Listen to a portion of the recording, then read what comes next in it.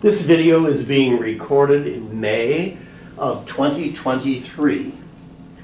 My name is Loren Sass. I'm a retired theater teacher and director at Beloit Memorial High School from 1976 until my retirement in 2002. This video is going to cover the history of the Beloit Memorial High School theater building itself, which is almost 75 years old. And I'm going to take a brief look at the 51 shows that I directed while I was there, including some backstage stories along the way. Well, there we are. It's 1968. I'm 21. Both of us have the future ahead of us. We had just graduated college, just gotten married. Beloit administrators Joe Rhodes and Pete Peterson came on a Minnesota college tour doing recruiting for the schools, and we were interviewed at our separate college placement offices in Minnesota. Diane was at UMD in Duluth, and I was at St. Cloud State. So we signed our first teaching contracts at $6,000 a year. That was 1968. We rented an apartment in Beloit over the phone and through the mail, and left Minnesota with our 14-foot U-Haul trailer, moving to a city that we had never visited. Our first teaching assignments, Diane was at Waterman School teaching kindergarten, and I was at Lincoln Junior High for 8 years doing English, speech, and drama. And then in 1976, I moved to Memorial after the retirement of Betty Reinholz. This aerial photo was taken probably in 1950. I know that the Beloit Civic Theater archives say that Civic Theater moved into the Little Theater in November of 1951. So the Little Theater is now called the Elizabeth Reinholz Theater, and that's on the south end of the building right down here. So here we have a big hole in the ground, and that's the site of the new, yet-to-be-built Memorial Theater. So here in the C wing, we've got the band room, we've got the choir orchestra room. This is the B wing of the building. So first floor is offices, and second floor, at the time facing the street, was the library. This was a huge faculty parking lot in the back. And then the A wing, we have the Barkin Arena over here. It doesn't have the roof on yet. In the late 60s, the first swimming pool was added here.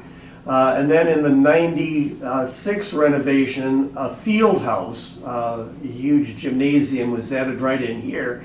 And then in 2013, the new natatorium here. So we've got 4th Street running in front of the school. This is 5th Street and the railroad tracks, and 6th Street is way back here. So currently all of these houses are gone, and this is student parking and some practice fields. Over on where the current football field and track is over here, we've got the Rheinfleisch greenhouse right here along the river. And then this is the old brass works factory that had been turned into Department of Motor Vehicles, and the bus barns. I remember we got our driver's licenses here when we first moved to town. Way over on the left side, this block was the site of the big 3-story brick building that was the Blackhawk Tech campus, and currently that's the site of the tennis courts and some more empty space. So in the 96 renovation, what happened is the building size gets doubled. This entire parking lot here gets filled in with classrooms. There's more classrooms along this section here, and the whole building really is doubled in size. This is the current exterior of the building. There used to be a marquee, a lighted marquee, right above the Memorial Theater lettering here. But a number of years ago, the high school put in an LED welcome sign right by the main entrance, and the city decided that was too many signs in a half a block, so the marquee had to come down. And now 4th Street is closed, so nobody can see any of the signs. I'd like you to notice, if you're ever at the building, look at this. It's the Civil Defense Fallout Shelter. It's still on the building. In fact, when I came in '76, the under balcony, there were some storage rooms, and that's where all of the old civil defense barrels of supplies were located. They had been rummaged through over the years, but they were still there in the '70s. This is the view from Middle Street on the very south end of the building. So the large structure on the end, on the left, is the seating area of the theater. And then here where the sign is, this is called the fly loft. And so it's an area of open space that goes 50 feet up above the stage floor for scenery and curtains and things to go up into the loft so they're out of sight, and then they can be brought in with a counterweight system. The new entrance to the Little Theater, it's now called the Elizabeth Reinholz Theater, in honor of the first person who was my predecessor, who taught theater and directed the shows at the high school. When they did the renovation, they expanded the lobby of this theater, and there's an entrance down here that's handicap accessible. You can go in, there's a ramp going up to the lobby over here. This section right here was also bumped out in the '94 renovation, and that's the theater classroom right now. And we'll take some closer looks at that a little later. All right, Flower Drum Song was my very first show, but we're going to start by talking about some of the lighting and sound developments over the years. So when I arrived in '76, this is the lighting configuration. This is called the patch panel. If you think of it as like an old telephone operator plug system, where you take the plug from the bottom and plug it into a hole that matches up with a lighting dimmer. We'll get a better picture of the light board in just a second. But that was there. That was original equipment. And there were problems with this lighting board, and it would soon be replaced. There was no sound equipment. Right under this staircase here, this tiny little thing here is a little tube amplifier that was connected to the school intercom system. And so in the theater, there was a single microphone that could be put in front of the podium if there was a speaker in the auditorium, and there were a couple small speakers mounted on the sides of the proscenium, and that was it. The dilemma was that this system was like a auxiliary amplifier connected to the main amp in the main office for the school intercom. And if the janitor closing up at night saw that that was turned on, he thought, well, everybody's gone for the day, I'll just turn this off, and it would kill all of the sound in the auditorium. This is a stairway going up to the catwalks. We'll get a better picture in just a minute, but it goes up 50 feet up to the top of the stage area. Notice this ticket for my first show. It's called the Beloit High School Memorial Campus, presenting Flower Drum Song. And that's because at the time, and for a number of years, the Memorial Campus was just 11th and 12th graders. All of the freshmen and sophomores were over at Aldrich. And so the problem with that is that people would come to Memorial as a junior, get involved in the theater program, and then they graduate right away. So it was a little difficult trying to build a program and building some momentum, because you're always working with new people. Okay, this is a little better picture of the dimmer board. So the patch panel, you can see these plugs here that go up with cords, and they get plugged in over here. And that tells you which lighting circuit gets assigned to each one of these little handles, which are dimmers. behind the wall is a big circle of copper wire. So it's just like a dimmer that you might have in your dining room, except it has a lot more power and it takes a lot more friction to operate. So each of these little smaller handles could be locked into a master handle. So to operate a simple blackout, you would usually need more than one person. You might have a foot on one set of dimmers and a hand on each of the others and pull everything down at once, and a lot of friction. It would take a physical workout to do it, and hope that what you had just done was what was supposed to happen, because you were backstage, you couldn't see anything, and you just hoped for the best. This photo is a picture of Ivan Bacham, who was an architect in Beloit, and he was the architect for the first renovation of the theater that occurred in 1978. I wish it was a color photo, because I remember 70s was a lot of plaid. Note my suit, my shirt, and Ivan's pants I remember being red and green. Also interesting, that doesn't show in the picture, but I distinctly remember that Ivan was a pipe smoker, and as we were talking, he had his pipe in his other hand, and he was smoking backstage. So much for fire laws. This was also the time in schools that there were separate men's and women's teachers' lounges, and smoking was allowed. So if the lounge door would open to the hallway, a cloud of smoke would go rolling out into the hallway. It was pretty obvious what was going on in there. Okay, let's do this one. This is the staircase. You can see a little clearer.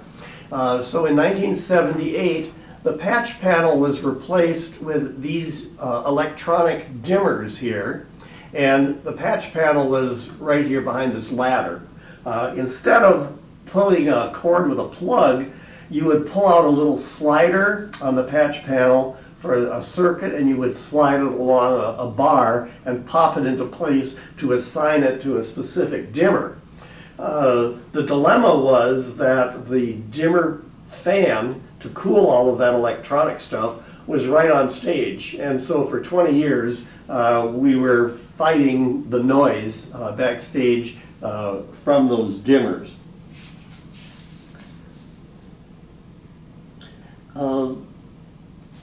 Okay.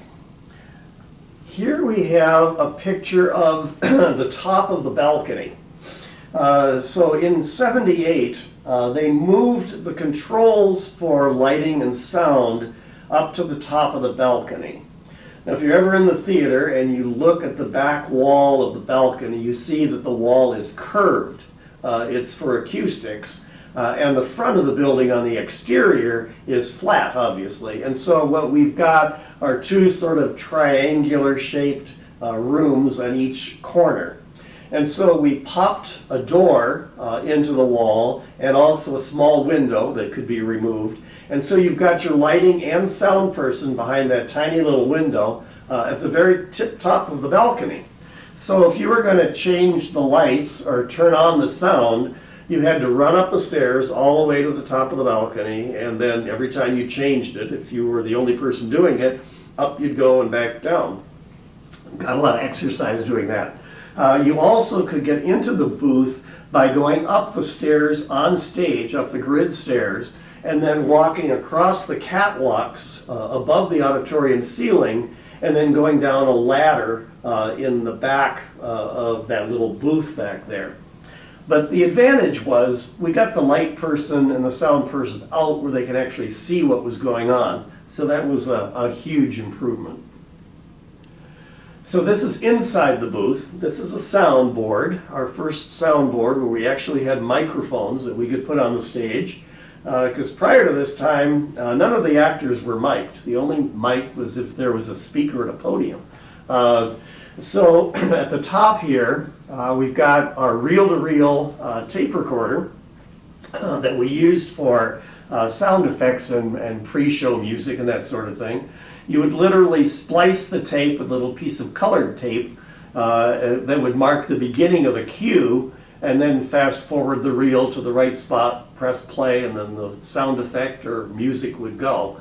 There was also a cassette player here. Here's some cassettes with pre-show music and that sort of thing.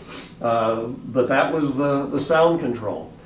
We had headsets that were wired, not wireless, so that the operators would be able to talk to the stage manager down backstage. He would give the cues, and yeah, that's how we operated. On the left picture, we have our stage manager desk back under the stairs. So the stage manager called all the cues from backstage.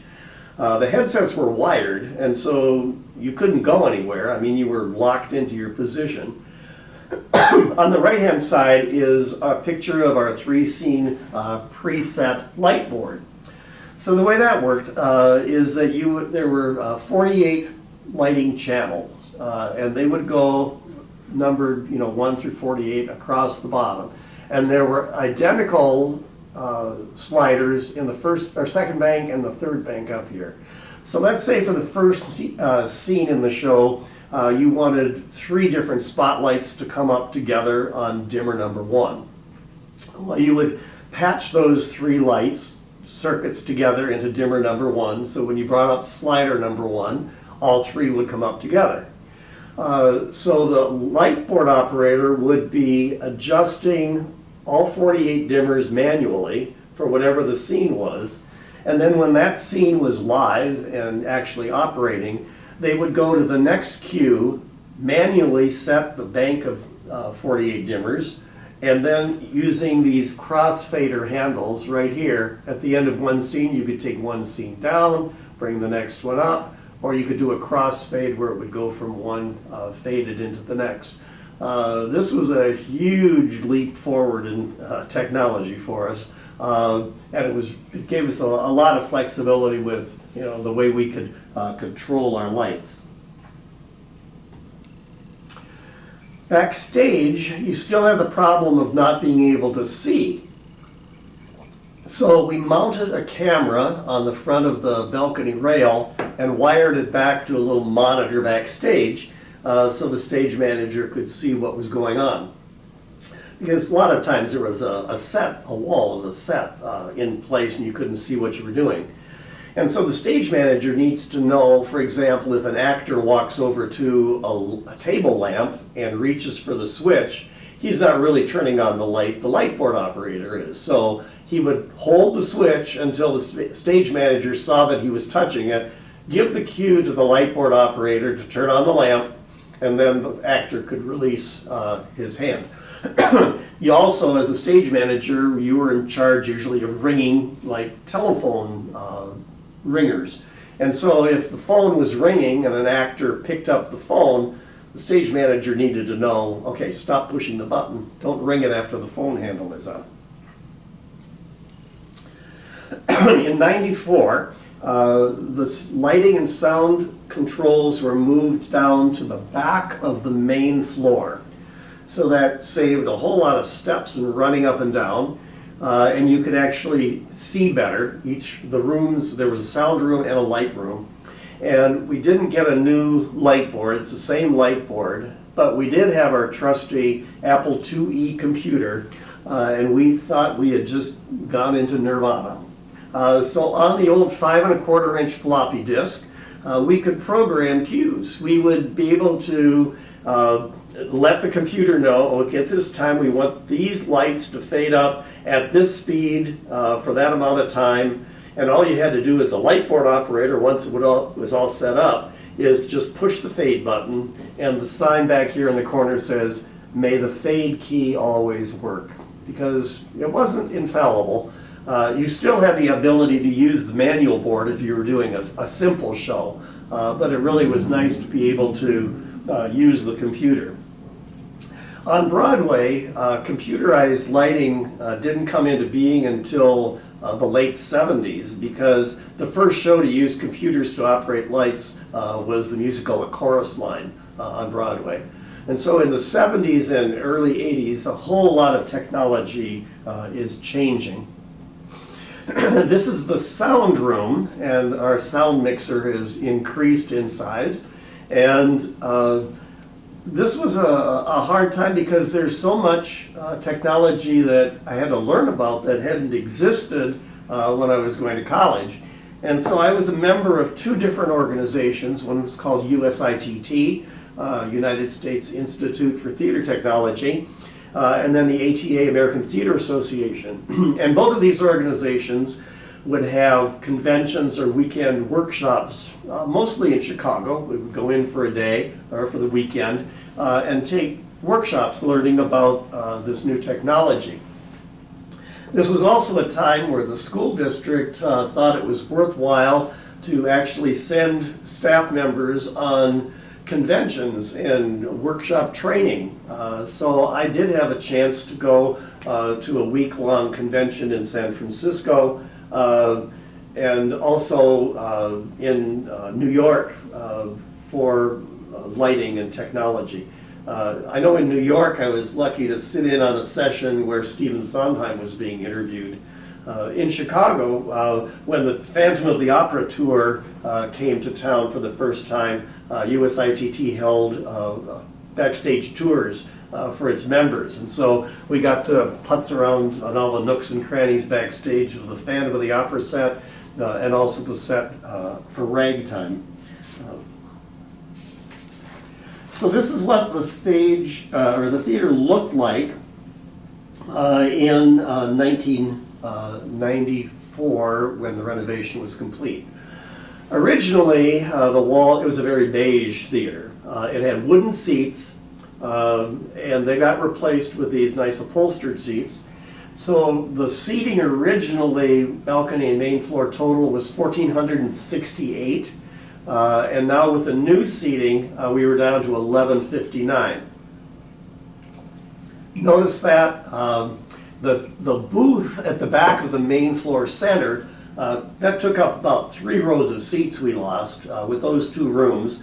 And then on the right-hand side over here is a flat area accessible from the lobby, and those seats could be removed. And they were for wheelchair seating. They were on both sides over here. Up at the top of the balcony, the old light and sound booth, we kept the door there, took away the window, and that has become a storage room for costume shoes. And then over on the other side, we had a similar little triangular shaped space. So we knocked the door in there, and that's a prop storage room at the top of the balcony. This room right here is a follow spot booth. It has a window in it. When we got our first follow spot, the fan was so noisy that it had to be operated in the room with the door shut. Otherwise, the sound just filled the auditorium. Right now, the sound operator has been moved actually into the house. In front of the window that's on the back. So it's still in the back of the main floor, but the operator can hear what's going on a lot better than he could back behind the window. All of these things down here are wireless microphone transmitters, so everybody now has a wireless body mic, and so the quality of sound is better. We're going to talk about how the sound problems have evolved over the years. The first next big renovation happened in like 2009. In the mid-2000s, there had been a failure of the rigging system. And so the pipes above the stage that raise and lower scenery had failed and were condemned. They weren't safe. And so the school board provided enough money to rip them out and not do anything else. So the current theater director came knocking at my door and said, what am I going to do? How can I put on shows without any pipes for curtains and lights and everything? So a group of interested parents got together and formed an organization called PAPAs, Parent Advocates for the Performing Arts in Our Schools. And we became a nonprofit 501c3 organization. And we did a bunch of fundraisers trying to raise money to replace the rigging system. Eventually, the school board did cough up the cash and replaced it, but then we were a 501c3 and had the opportunity to take more donations. And our most fortunate one was from Betty Reinholtz's sister. Betty was my predecessor at the high school, and she had long retired. And her sister, who was in her 90s, came to live with her at an assisted living place in Beloit. Betty passed on, and then Lou had inherited a lot of money that she really didn't need at age 96. And so her accountant advised, try to give this money away. And so we were the recipient of $750,000. Lou also gave another $250 towards a scholarship fund for Elizabeth at the State Line Community Foundation. So in 2009, I spent most of the year working with contractors, doing a lot of renovations at the theater.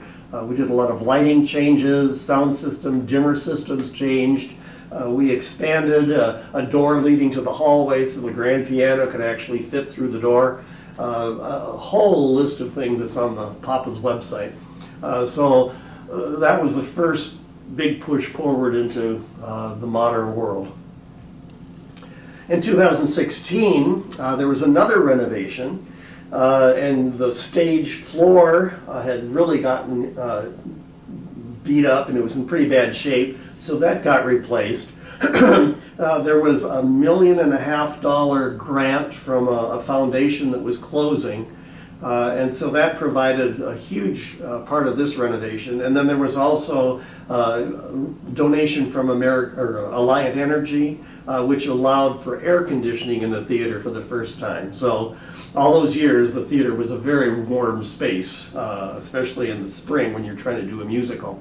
So during that 2016 renovation, all of the house lights were changed into LED fixtures. All of the spotlights were changed. The curtains were all replaced. It was a huge renovation. The theater was painted, got away from the dark blue that we had originally painted in order to try to kill some of the house spill light, because before the dark blue, when you turned on your stage lights, there was enough spill light so the audience could still read their programs. So now the color is what I fondly call funeral home lilac. It's kind of purple, but not really purple. So the things that happened in this 2016 renovation is all of this lighting stuff. So here is a electric winch with stage lighting, and that winch electrically can come down to the stage floor, this audience floor. The lights can be refocused, aimed, and then hoisted back up. There's an additional one of these pipes on the apron of the stage.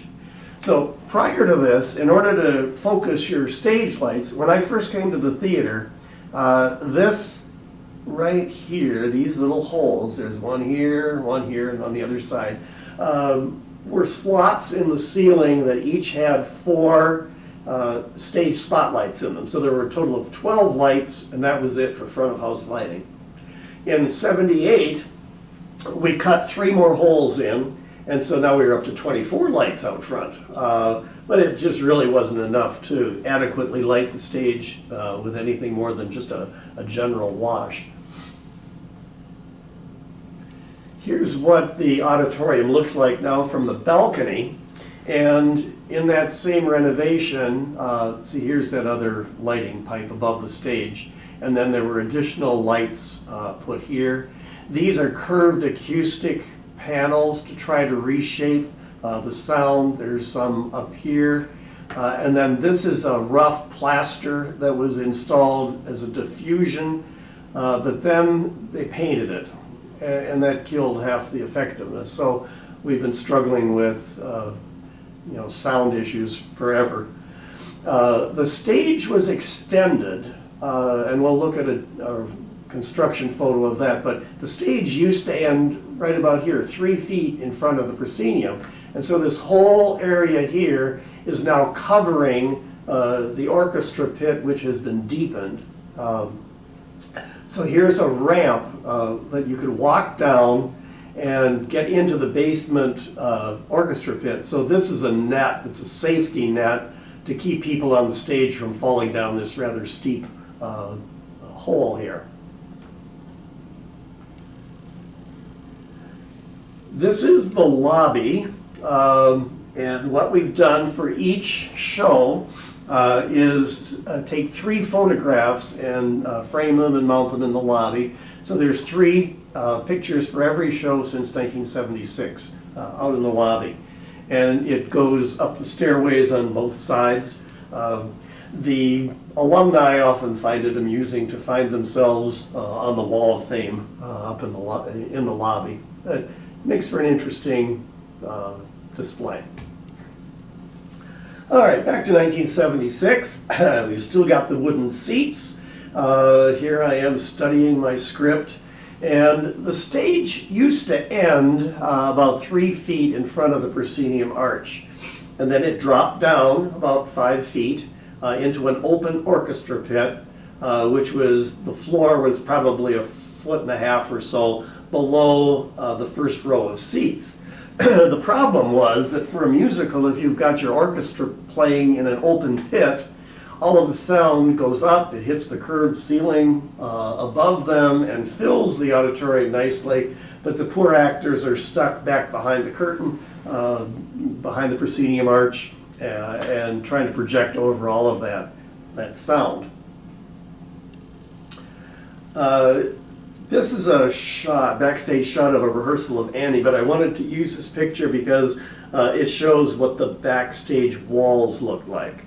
So originally, the walls had never been painted. It was concrete block, gray, but in '78 the contractor said, oh, these walls just need to be painted. So they painted them bright white. Nothing could have been worse because every time there was a crack in the curtain, the flash of white light came through.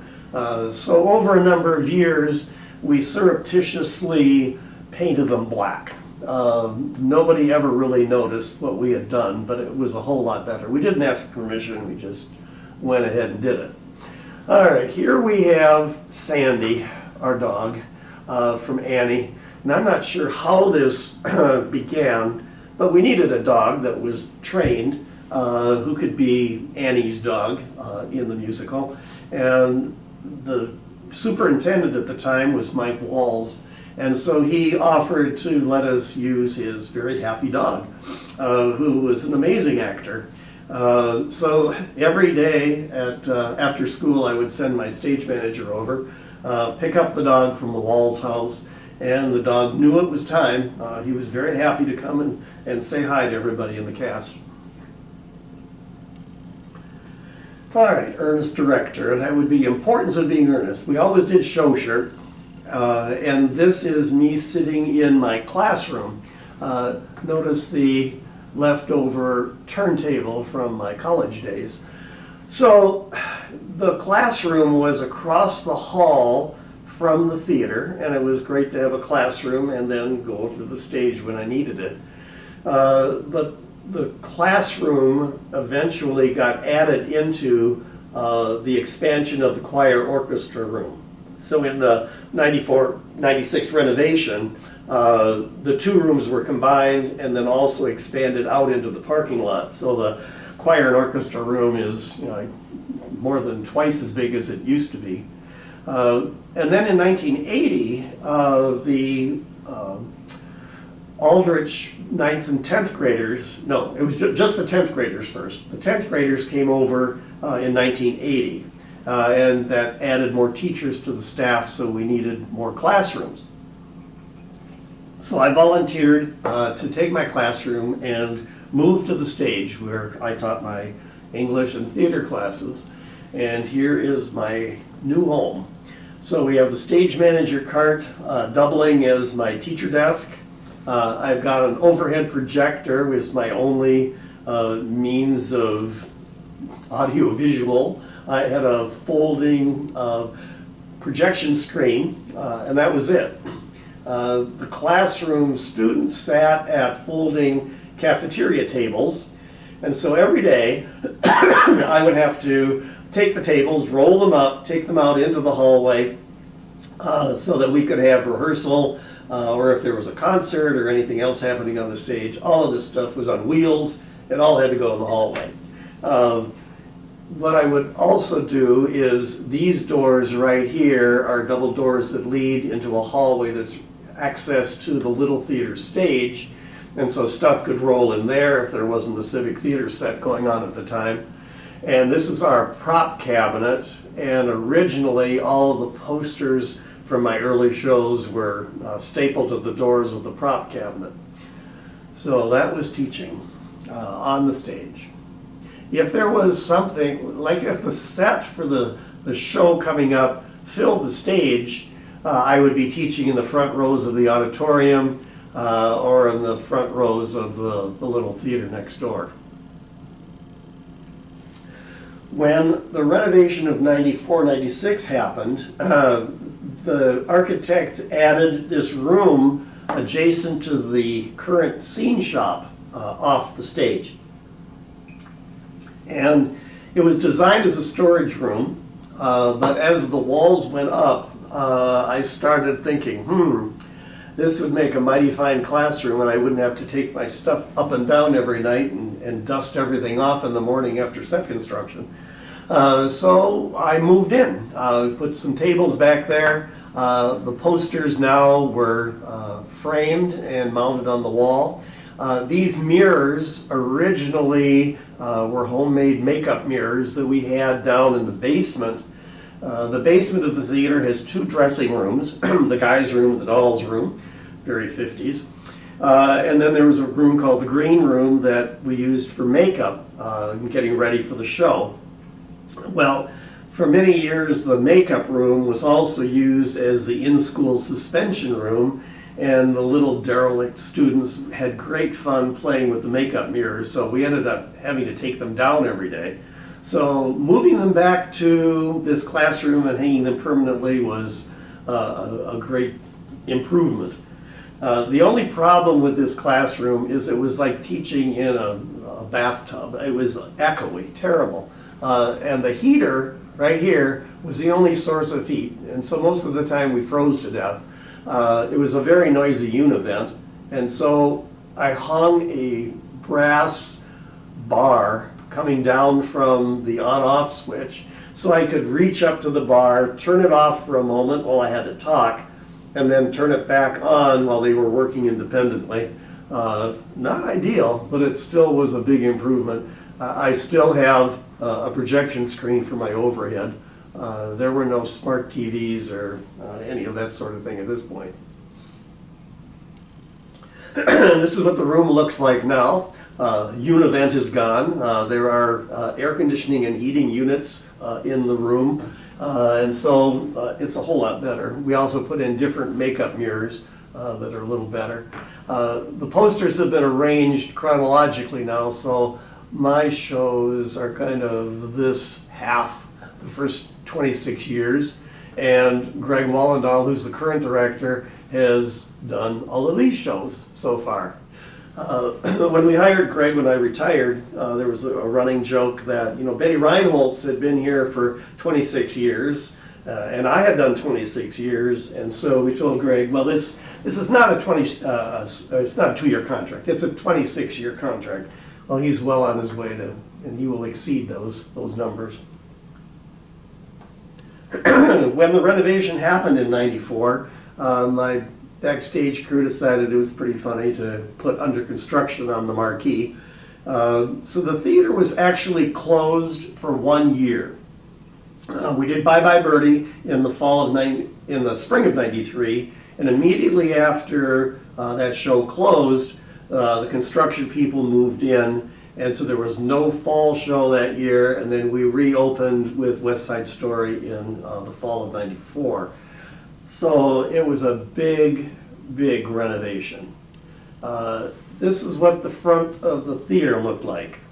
So the plan was to try to cover up the pit, to extend the stage so that the orchestra pit would be under the stage. And so that involved jackhammering out the floor, and you can actually now enter the orchestra pit from the basement. There's a door that lets you in from the basement. But the first thing that had to happen after all of the seats were taken out, and a lot of those seats have ended up in students' basements, I think. They literally chopped them out and threw them out into a dumpster. So the first thing, though, that had to happen is they scaffolded the entire room, and there were a couple guys who spent pretty much the entire summer in hazmat suits taking off the asbestos plaster. Because when the building was built, above like shoulder height and up was a spongy plaster that was really good at absorbing reflected sound. And so the sound quality in the theater was pretty good, even without microphones.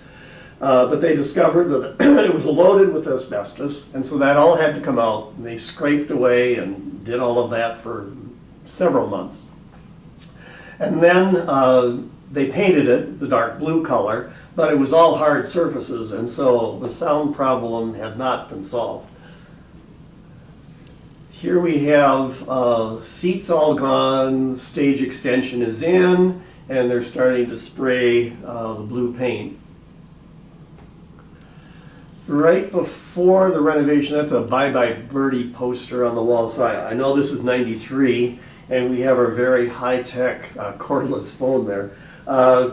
We did reserved seats for, at this point it was just the first 12 rows, but we had our box office set up in the hallway of the theater.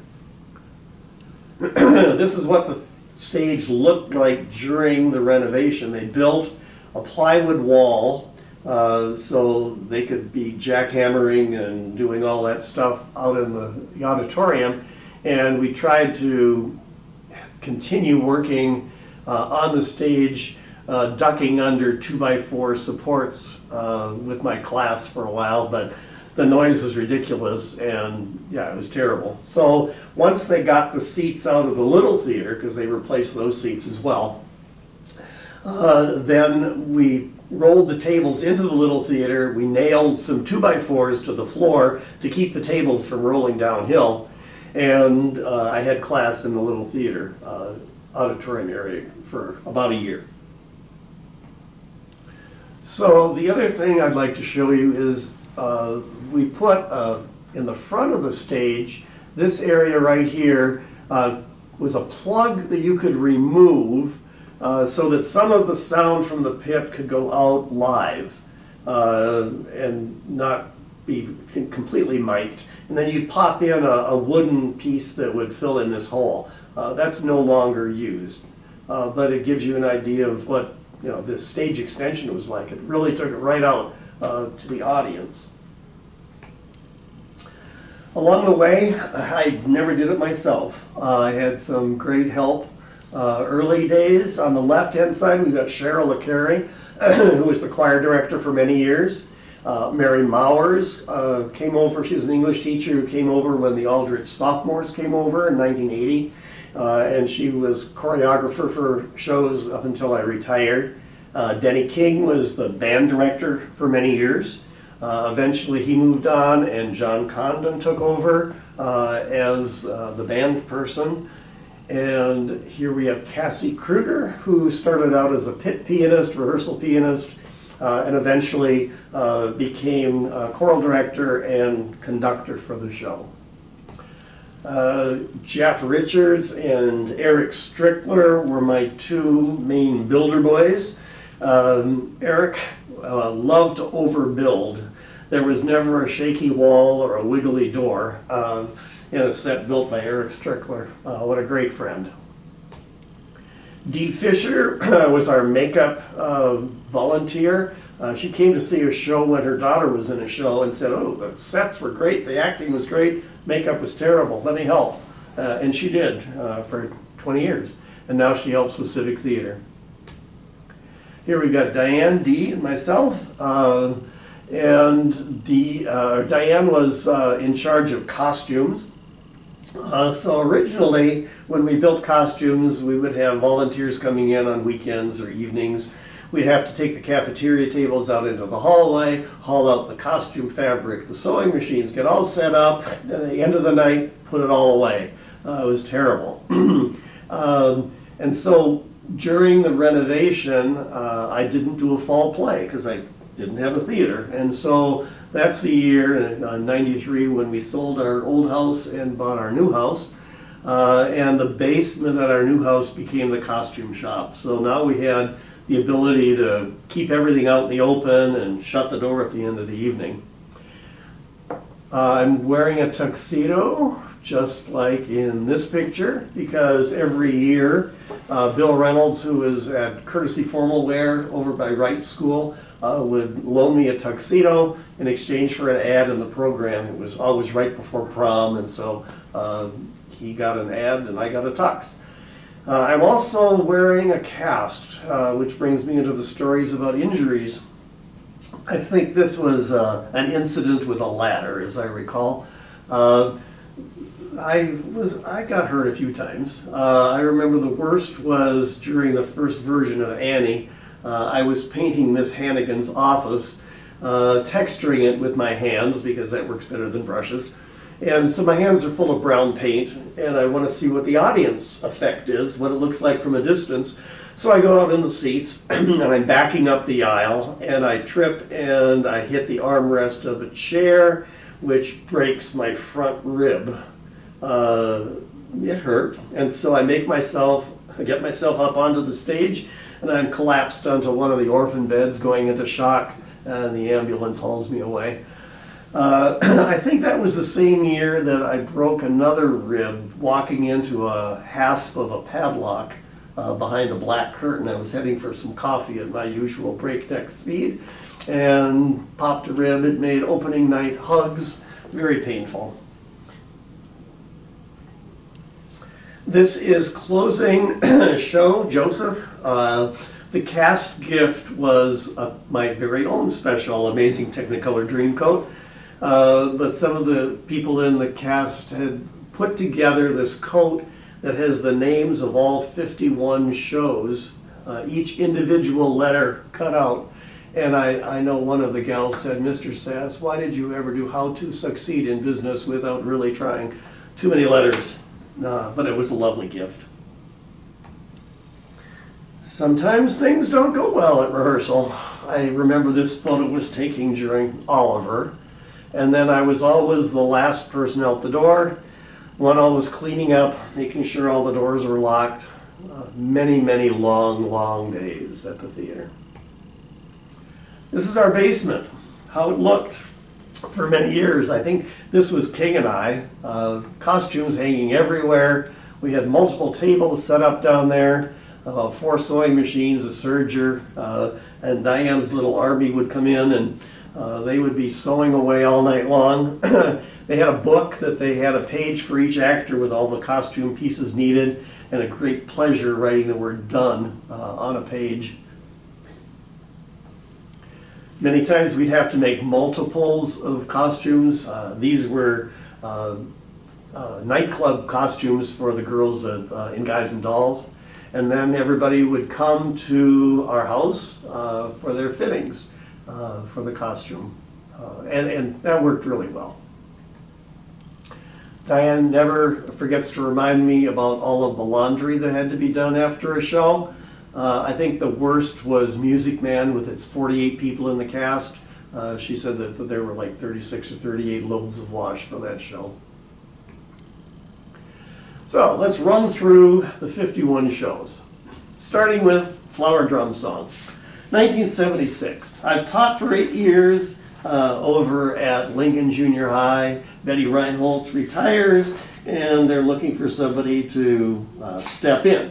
So there I go. And so it's fall that we're doing the musical. And musicals are hard to do, and doing a musical by November when you've just arrived on the scene was ludicrous. But the music people were hosting a conference or something in the spring. Said, "Oh, we're too busy. Can't do it in the spring. We got to do it in the fall." So there I am teaching all new classes I'd never taught before.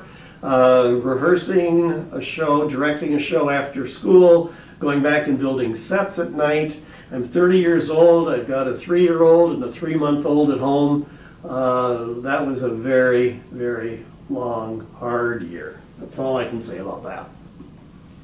In the spring, we did Desperate Hours, a mystery drama in a 2-story non-OSHA approved set. The actors up on the 2nd floor, I think, had 18 inches of space to act on in those bedrooms.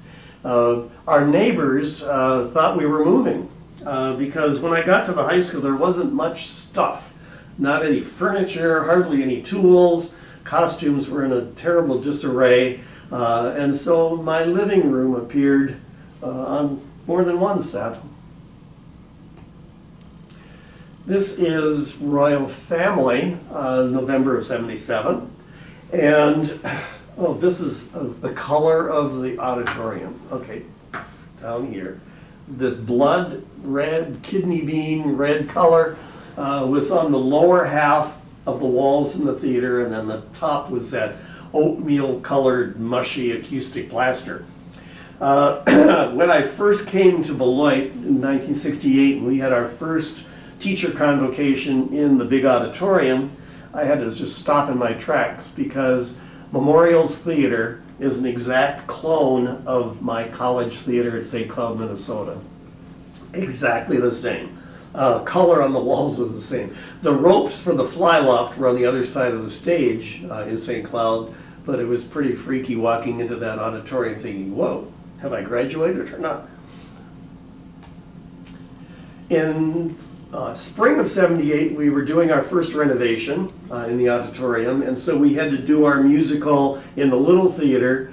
I know that there were 14 set changes, so we would roll things in and out of the doors leading to the big stage. We had 9 people. I looked at the program. 9 people in the orchestra pit. We took out a row of seats in the front and built a little 2x4 thing covered with black velour, and that was the pit down in the front for How to Succeed. The importance of being earnest is set in the Victorian times. The problem is we didn't have any Victorian furniture, didn't have any budget. It was bad. So the sofa is made out of plywood. The chair and table made out of plywood. We tried our best, but it was simpler times, to be sure. In 1979, the next musical was Kismet, set in Baghdad. Tough music. But you can see the orchestra pit visible down in the front, so the lights from their stands always bled onto the stage. My favorite story from this show is the scene where the wazir, one of the characters in the show, takes the poet back to see his hidden harem of girls that are bathing in a fountain. And so we got a little kiddie swimming pool and a fountain pump that sprayed water and put it behind a scrim. Okay, a scrim is a giant piece of cheesecloth, covers the whole stage. If you light it from the front, it's opaque, you can't see through it. But if you take the front lights down and bring up the back lights, then you see through it and it magically disappears. And so at the appropriate moment, the lights change, and Donald Sudkamp, who was principal at the time, about jumped out of his seat because he thought that I had really had naked girls back there in the pool.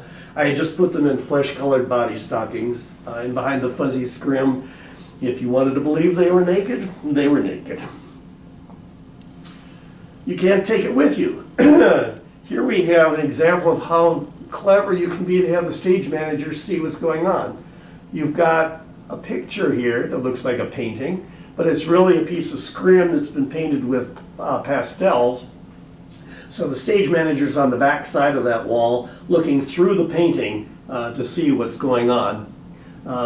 So you can see that the color of the pit and all of this paint on the walls. So what happened in '78 is all of these walls over here were that acoustic spongy plaster that really worked pretty well for deadening the sound. But they painted it because it needed freshening up. And they say, why is it taking so much paint? Well, they were painting a sponge. It took over 400 gallons of paint to paint the auditorium. And then they realized that there was sound issues, and so they put these kind of like a corkboard panels on the walls to try to kill some of the sound reverberation. Yeah, didn't work. Sweet Charity, one of the songs needed to be sung from a phone booth. It just happened that at that time in 1980 is when the phone company was taking out all of the phone booths on street corners. And so I told my prop crew, well, go call AT&T and local people here and see if you can borrow one of those phone booths that they're ripping out. And so the people told my prop people, well, they're out here at this address in this field. You can have one, just don't worry about bringing it back.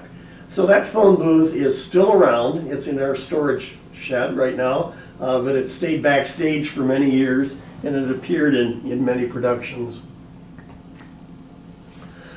Dracula, what we did here is we took our plywood sofa, reupholstered it with some better fabric and padding, and then along the edges here we took some heavy rope and nailed it to the plywood to make it look like wood carving.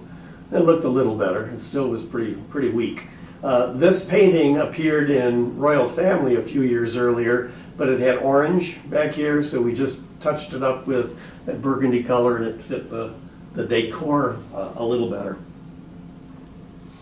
Man of La Mancha is a story of Don Quixote and Cervantes. He is thrown into prison because of the Inquisition. This was a very tall set. These walls right here are 12 feet tall, are standard flats, and then these are 8 feet tall, so it's 20 feet tall. And this was a walkway up here because it was a prison, so the guards would pace back and forth up here. And the only way into the prison cell was this staircase that was 20 feet long. Down at the bottom, there were chains attached to the fly system, and so it was hinged up here, and it could be raised, thus trapping the prisoners in their cell. At the beginning of the show, Don Quixote and Sancho come down the staircase without any handrails, carrying a big heavy trunk with all their props. Yeah, a breath was held every night. These stones, I cannot tell you how many times I went back and, oh, let's try just a little more texture, trying to make them a little more realistic instead of the flat walls that they really were. The gal who played the lead in Man of La Mancha was Annette Collude, our claim to fame on Broadway. She was a professional actress and was in the original company of Miss Saigon for 2 years. Started out in the ensemble and then eventually played the leading role of Kim. It was her first show ever.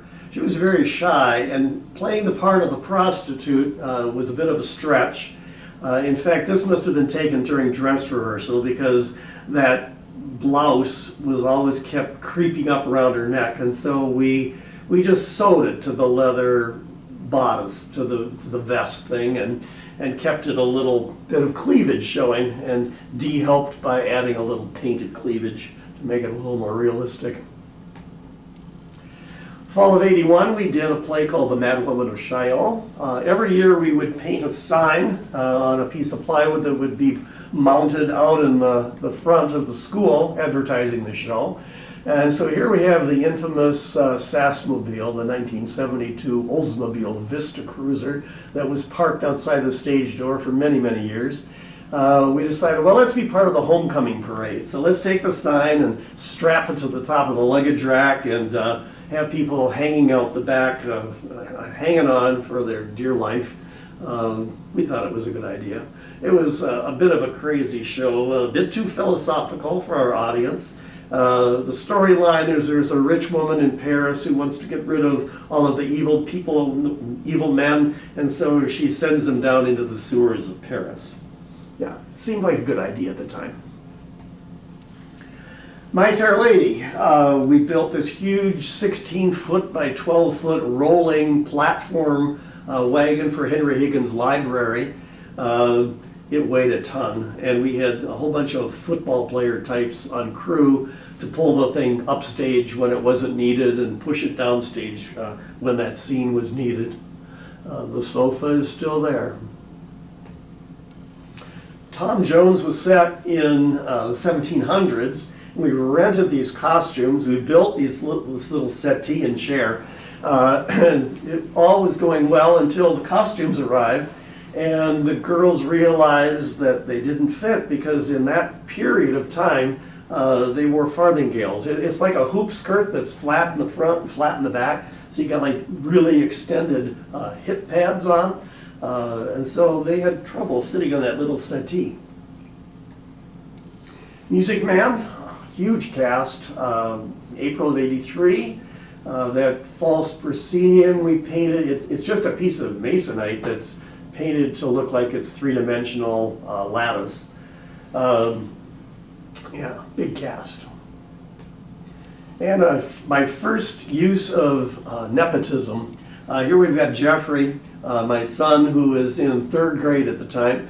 We needed someone to play Winthrop, the younger brother of Marion Peru. And so Jeff got drafted. We sprayed his hair red and put some freckles on his face. His sister, Erica, was in 1st grade at the time, and she was also part of the cast along with a number of Jeff's friends. We had to have some kids for the town. Every now and again, all of your seniors graduate, and you're left with a lot of inexperienced folks. And so then you have to think, oh, what play can I do that we can make work? And so The Mouse That Roared was a very simple show. In fact, Diana and I that was our senior class play when we were in high school together.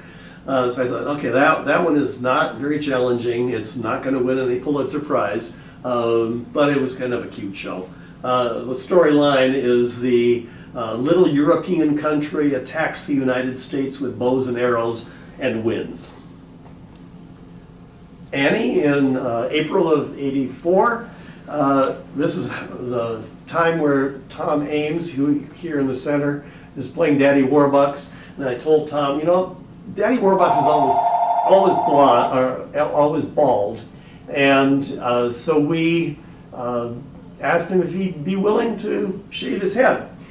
He was very concerned, and so he said, "Tom, we'll buy you a wig. You can wear it during the day. Nobody will even know that you had your hair all shaved off." Well, he got the wig, got the haircut. I cut it backstage. We actually used it in the front page of the Daily News for the first time.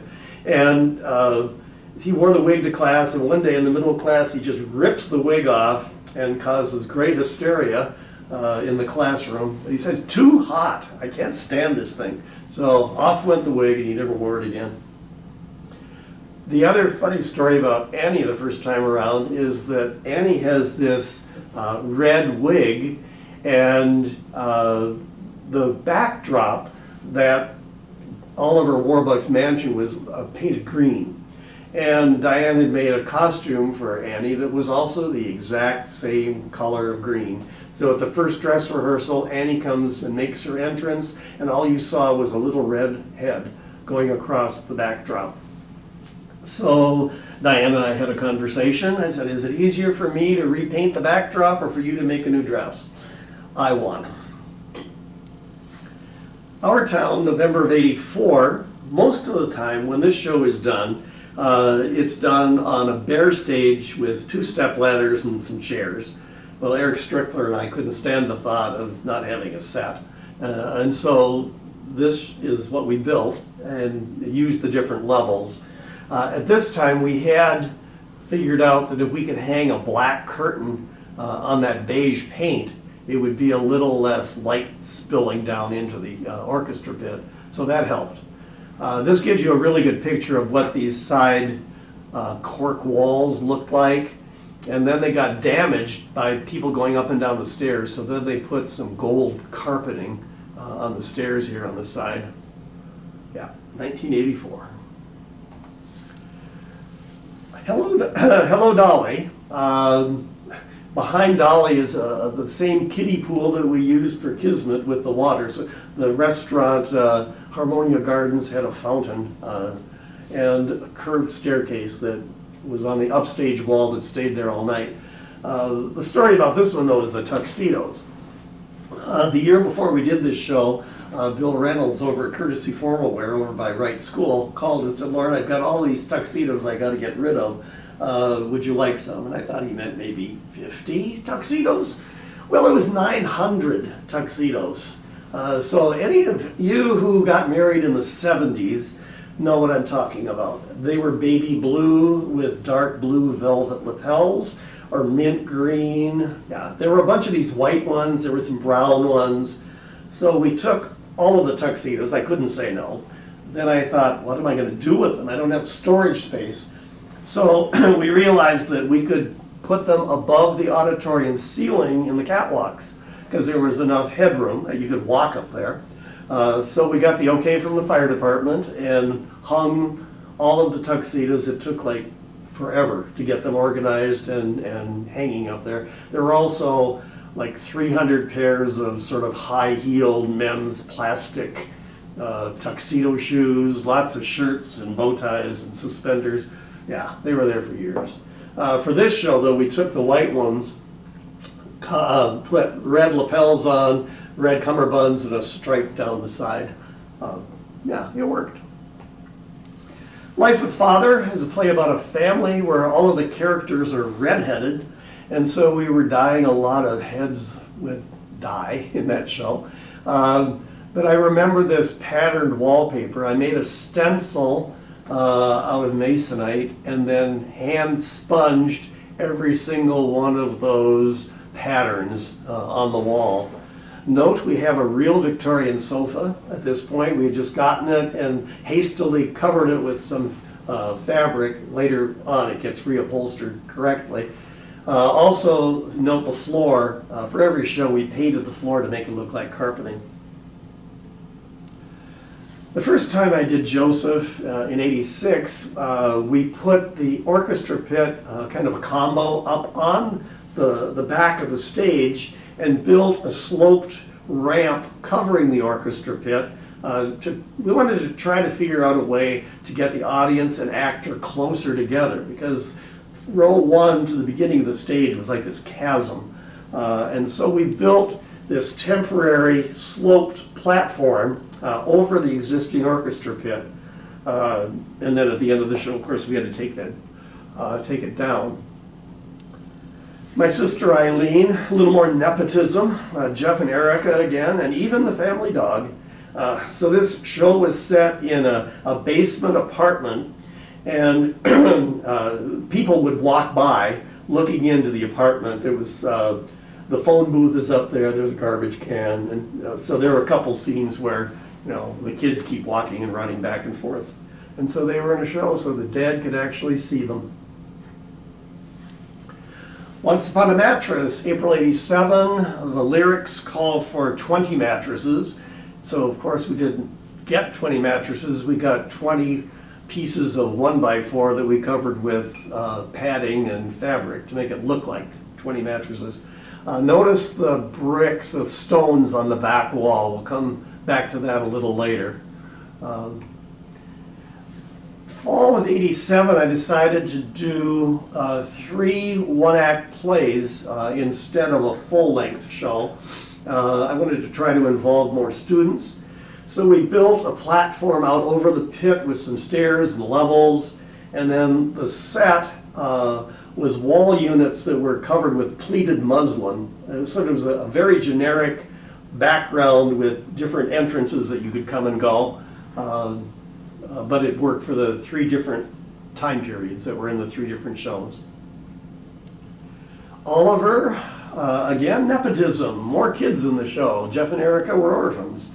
The downstage corners of this set were very convoluted, complicated, things that rotated in and out and double pivots, and Eric was a genius when he helped figure out how we could do that for all of the interior scenes. In Harvey, we needed to build a turntable. Okay, so first of all, you see that the stage extension for Oliver, which was flat, was over the pit. So we had put the orchestra under that for Oliver, trying to get the audience and actors closer together.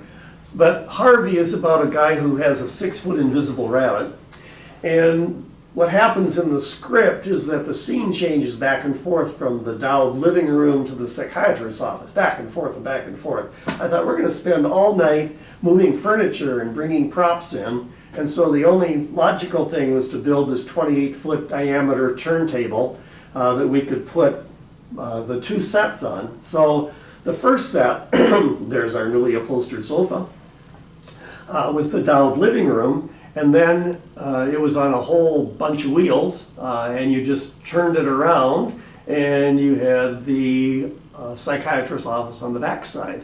So the lights would go down, the crew would turn it in the dark, lights would come up, the show went on, and everyone was amazed. Whew, how do you do that?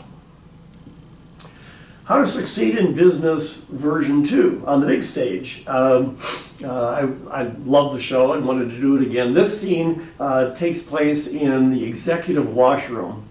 And so these sink units would fly up. They were just flat. They would fly up. But the story with the sinks is that one day I could not find my keys at the end of rehearsal. We're talking the house keys, the car keys, the big wad of stage keys, gone.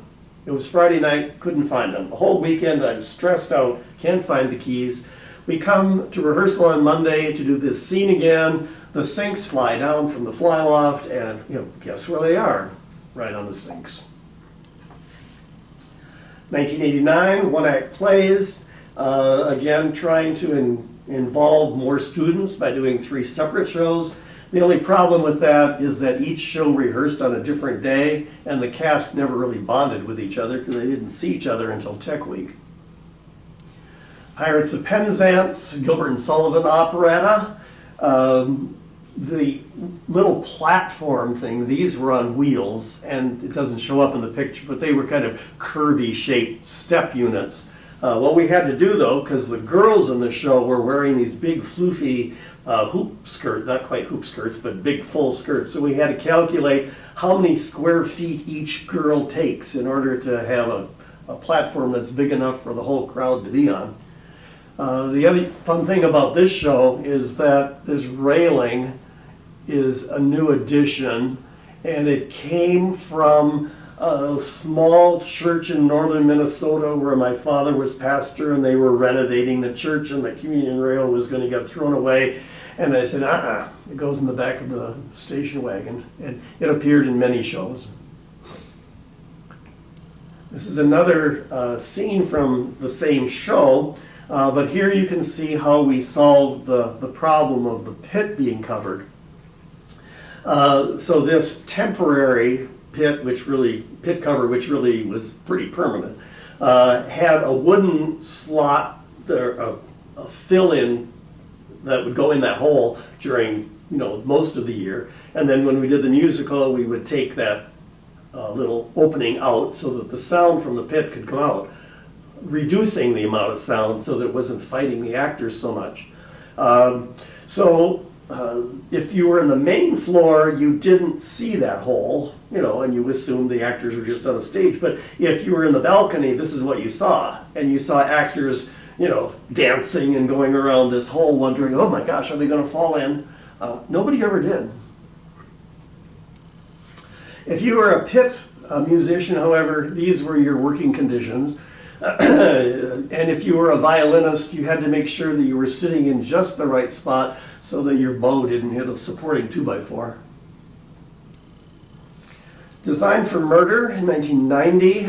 The gimmick of this show is that the detective, of course, is the murderer at the end, and all night long the actors in the show are talking about the beautiful view from that window and how this house is up on a cliff and way up in the air. So at the end of the show, the detective commits suicide by jumping through the window, breaking it, and dying. Well, what he's really doing is he's falling on the pole vaulting pit that we borrowed from the Fayette people. Then we have the discussion of how do we do the breakaway glass. So we looked at breakaway glass and that they use in movies and TV. Yeah, way too expensive. So then we read that you can make your own. You take sugar and you bake it on sheets in the oven at a certain temperature, and it turns into breakaway glass. Well, that was a sticky mess. So then we decided, well, we'll just take pieces of plexiglass and round the edges, and we'll glue them in with hot glue with balsa wood mullions. And so that's what we did. So every night when he jumped through the window, we had to rebuild the window every night. Notice that the communion rail has made a reappearance as a marble railing. And down here we have my son Jeffrey, who's a junior at this point. And a little parental persuasion was needed here. I was short one guy and said, Jeff, you got to do this. I got to have you. I need another guy. He was not happy, but it all worked out. All of his friends were in the show, so it worked. He did a nice job. He just didn't want to learn all the lines. Fiddler on the Roof, April '91. Here we've got Tevye's house, cardboard shingles, chicken wire, paper mache, stones. But the house was a big unit and it wasn't needed all the time, so we needed to figure out a way where we're going to put it. The answer was fly it. So this was a heavy thing. It had a wooden floor, a lot of wooden structure, but right here and right here you see aircraft cables going up. The whole thing was tied to 2 pipes that were tied together, because the maximum weight on one pipe is like 1,000 pounds, so we didn't want to break the pipes. So the whole thing flew up and probably weighed a ton, up over the audience's head. And then this ladder we put inside the house when it was all done, and the fiddler then could get up and sit up here on the roof for that opening scene. 91, we did The Odd Couple, the female version. So Neil Simon originally had 2 guys, a sloppy guy and neat guy, but we used the female version that he wrote because, as is the case with almost every high school drama teacher, there's always more women than men auditioning. So it was the same storyline, just different genders. The big difference, though, is that in the original version, Felix and Oscar, well, Oscar's the slob. So the show opens in the poker game, there's junk everywhere, and then there's a scene change in the middle of Act 1. Felix has moved in and the place is pristine. Well, that has always driven every acting company that does the show completely crazy. How do you clean up a mess that fast? So very wisely, in the new female version, he had put the messy cleanup at the act break and intermission. And so the crew could come out and clean up during intermission. Mystery of Edwin Drood was an unfinished novel by Charles Dickens. And the fun with this show is because it was unfinished, we gave the audience options. And so the people who wrote the musical came up with all of these different possible endings. Who's going to be the murderer? Who are going to be the lovers? Who's going to be the detective? And they all had individual songs that would come up if they were chosen. So we actually did. The audience got to vote. They went out and collected votes. We took the votes backstage and tallied it all. We had to get the message to the pit so they knew which ending to play and which version of the song. So some of them were the same notes but different lyrics, but sometimes it was a whole different song. There were 26 possible endings to the show. So the pit kind of went crazy. Quick, turn to page 32, play this song. All About Eve was a story about an understudy actress who is very conniving and works her way to the top. Bye Bye Birdie, the last show before the big renovation. Okay, this is another example of people who write shows who have things for one little scene. This is the opening telephone song that literally takes 5 minutes. And so we built this huge structure and we flew it out after the song, and that's all it was used for. But it's another example of how sometimes you have to build this huge thing just for one little moment. We opened the new renovation theater with West Side Story. We rented a lot of chain link fencing and scaffolding. The brick units rotated for the interior scenes. November of '94, we did a Neil Simon farce called Rumors. One of those door slamming, there's 7 doors in this set. But I wanted it to be a sort of elegant stairway that was curved. Well, doing a curved banister is kind of tricky, so what I did is I got some landscaping drainage pipe and cut it on the bottom, draped it over the 2x4 wall, covered it with fabric, and made it look like a curved banister. Guys and dolls, I wanted colorful suits. We made colorful suits. Every one of those suits was made. Man Who Came to Dinner, another huge cast show. This is where we use another technique. It's called a roller wall. And so if you think of like a paint roller, one of the rollers is foam that takes up the paint, and then attached right next to it is a rubber pattern that when you go to the top of a ladder and hold it against the wall and gently press and roll your way down the ladder, trying to keep straight, it puts the pattern of the wallpaper on. So you can go back up and you do the next stripe and the next stripe and the next stripe, trying to keep them straight. Secret Garden had a bunch of rolling wall units for the set, and they were moved in full view of the audience by the ghosts in the show. So the people in white in the back are ghosts of the past. We also had to figure out a way to find an antique wheelchair, and I remember somewhere in Janesville we found somebody who had that antique wheelchair. So the floor looked like a landing strip. I mean, there were colored pieces of tape everywhere because those wall units kept rolling around all night long. Hay Fever is a Noel Coward comedy set in the 20s. We borrowed these beautiful costumes from Rockford College, and we built this crazy switchback staircase. Part of the action, you had to be able to go under and behind the stairway, and so that crazy stairway was the big conundrum in that show. King and I. Whoever thought having kids in the show was a good idea? Yes, but you needed kids, so we had kids. I had to alter the ending when the king dies because the kids are all supposed to come in and say goodbye to dear old dad, but they were so wiggly it drove us crazy, so they said their goodbyes and exited stage left. The set was a unit set of platforms and steps, and then the pillars in the back were made out of clear plexiglass or like plastic panels that we rotated and turned into columns and then lit from the bottom. They could be different colors for the different scenes. This is a shaving of the head scenes. You know, of course, the king and I, usually the king is bald, so Rod downtown at Austin's Barbershop volunteered to cut his head. Front page of the Daily News, of course. Publicity is always good. We built this big elephant that flew in and out for some of the crossover scenes. The picture doesn't show it, but it was really three-dimensional. It was padded and then with glittery fabric. It was a lot of fun building that one. Everybody said, oh, we got to save the elephant. I said, the elephant will not fit through the door. We took the elephant apart. Agatha Christie's The Hollow, mystery, 1950s. I wanted it to look like a black and white movie.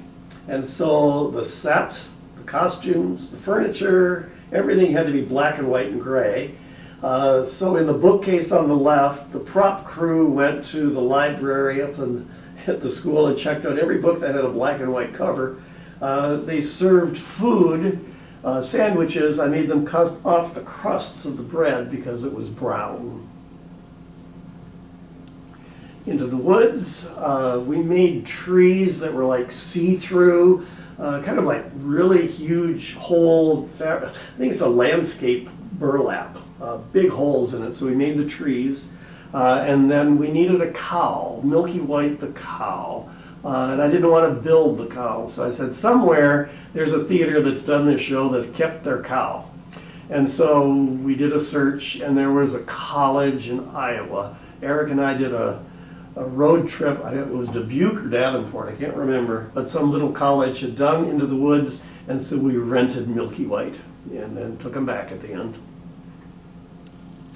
House of Blue Leaves, probably my least popular show audience-wise. I loved the script. It was pretty dark though.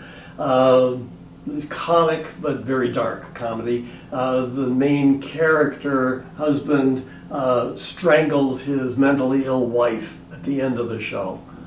Yeah, great script. Audience went, not so sure.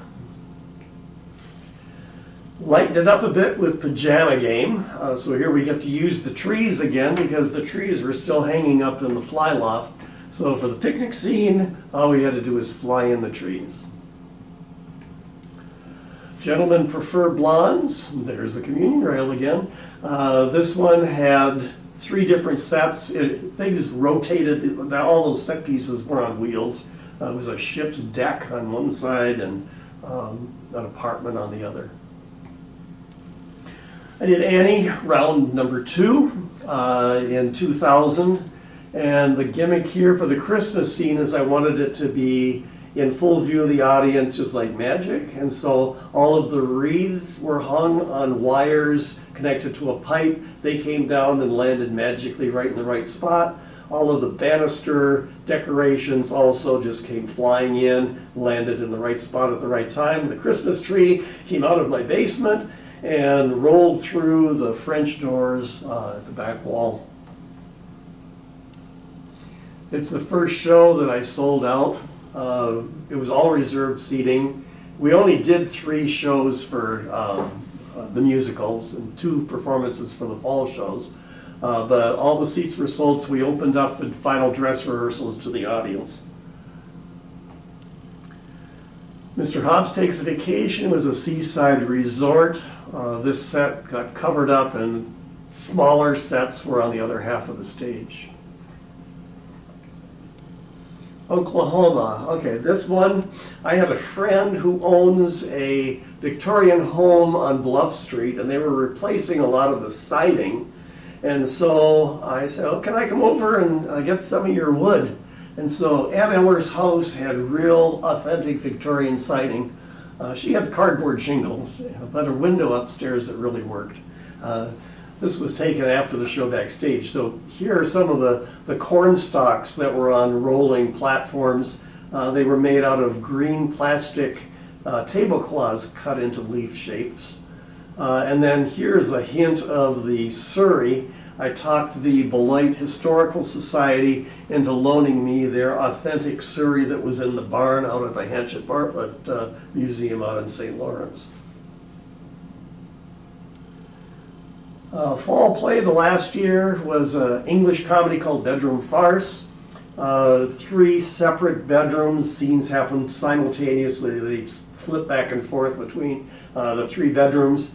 And a lot of my friends didn't have any guest room furniture for a while because I borrowed all that bedroom furniture. The finale was Joseph and the Amazing Technicolor Dreamcoat. This is the set model that Eric and I came up with. We wanted something that had a lot of ramps, platforms, curves, and so we came up with that. We set the show in New York City's Times Square, which was a little odd. So the set was filled with theater marquees of shows that were current at the time.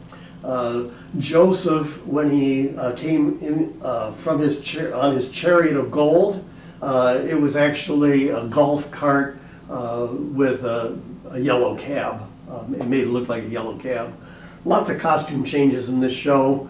There was black pants and t-shirts for the guys, and they kept putting different parts on. Lots and lots of costume pieces. And of course, you need a Technicolor Dreamcoat. So my costume crew decided, well, we need to find out in all of the musicals, there were 26 musicals I had done, let's find out a piece of fabric from every single musical. So they dug through the photo albums, dug through all the old costumes in storage, through fabric scraps, And they actually managed to find, sometimes it was a piece of a man's tie, but a piece of costume fabric from all 26 musicals. So like this right here is a plaid suit from Guys and Dolls. So all shows were represented. Now let's go backstage for a bit. Notice the black wall. All of the walls are black backstage now. So there's a series of ropes along what's called the fly rail. So you pull a rope, and connected to it is a scenery pipe that goes the full width of the stage and a series of counterweights that you can balance it. And so that's how you raise and lower set pieces, lights, and so on. So the pipes are going up to pulleys that are at the top of the stage, and you operate it from the fly rail over on the left there. Okay, here's some more backstage pictures. Top left corner is the Life with Father set, but that painting above the fireplace is a scrim painted with pastels. Again, the stage manager backstage looking, watching the show through the scrim, seeing what's going on. On the right-hand side, we have the orchestra pit filled with styrofoam, and we called it the rock quarry. So the crew would come in and they would scrape styrofoam, cutting it into rock shapes, and then we glued it onto the walls. The bottom picture is the backstage crew around a dining room table. Okay, this one, I remember we needed to have a very fast change for the dining room. And so we measured the table, cut a piece of plywood exactly the same size as the table. Backstage, put a piece of a tablecloth on it on a couple sawhorses, set the table. Then at the scene change in the dark, the crew carried the table on stage, popped it on top of the table, and boom, done. Table set. There was also always prop tables backstage that had sheets of paper covering the tables with all of the props outlined, so you knew exactly where the revolver went or where the coffee cup went. So when the props crew was setting up before the show, they put everything in a very same exact position so that the actor, when they come off stage, quickly needs to grab something, they can grab it, and they don't have to worry about where's the gun, where's the gun. All right, what we're going to do now is talk about costume changes. Back in 2019, Beloit Civic Theater did a show called The Musical of Musicals, The Musical. And it was a spoof of a dumb little story that was done 4 different ways depending on who the author of the musical was, whether it's Stephen Sondheim or Andrew Lloyd Webber or Kander and Ebber, whatever. So BCT needed somebody in a cameo role to play Dolly Levi. So the gimmick was that I was on stage in a tuxedo, and I had to go off stage and in 90 seconds reappear in full drag. Okay, let's see if we can make this work.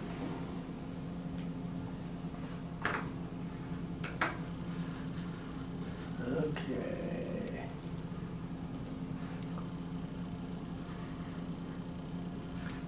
So what's happening, oops, gotta go, is I'm on stage in the little stage, and at the end of the scene, when I make my exit, I quick rip off the coat, take off the loafers, get rid of the pants, get rid of the t-shirt. I've got my diamond necklace already under the t-shirt. I got my pantyhose on. I'm walking over to the dress that's spread out on the floor, hold out my arms.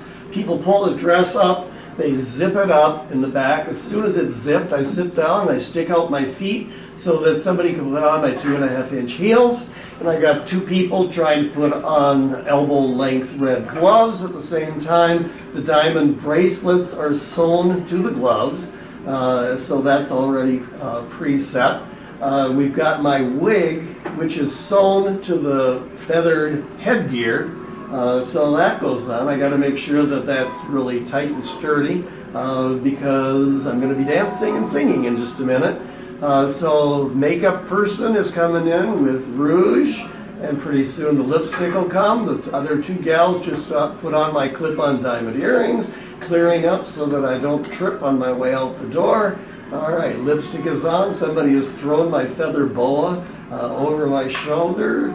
The other gal is on stage singing her heart out, and I am about ready to make my entrance. I need to duck because I'm too tall for that, to go through the door. Okay, so let's see if I can make this go back to where it was.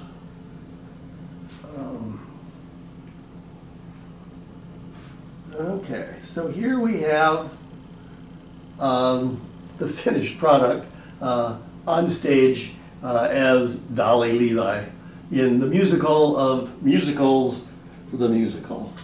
I actually helped sew that costume with Diane's help.